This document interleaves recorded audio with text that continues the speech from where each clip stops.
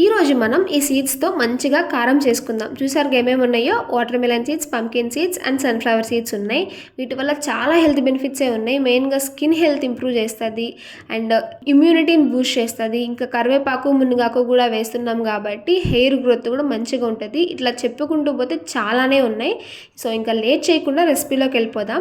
First అయితే సీడ్స్ని equal క్వాంటిటీలో తీసుకొని డ్రై రోస్ట్ చేసి మిక్సీ పట్టుకోండి. అట్లానే కరివేపాకు మునగాకు కూడా డ్రై రోస్ట్ చేసి మిక్సీ పట్టి కలిపేయండి. నెక్స్ట్ పులుపు కోసం అమ్మ ఇక్కడ మామిడి ముక్కలు వాడుతుంది. లైక్ సమ్మర్లో కట్ చేసి ఉప్పు కలిపి ఎండబడుతుంది అనమాట. సో ఎప్పుడైనా పప్పులో కానీ ఇట్లా పులుపు కావాలి అంటే ఇవి వేస్తుంది చింతపండు ప్లేస్లో.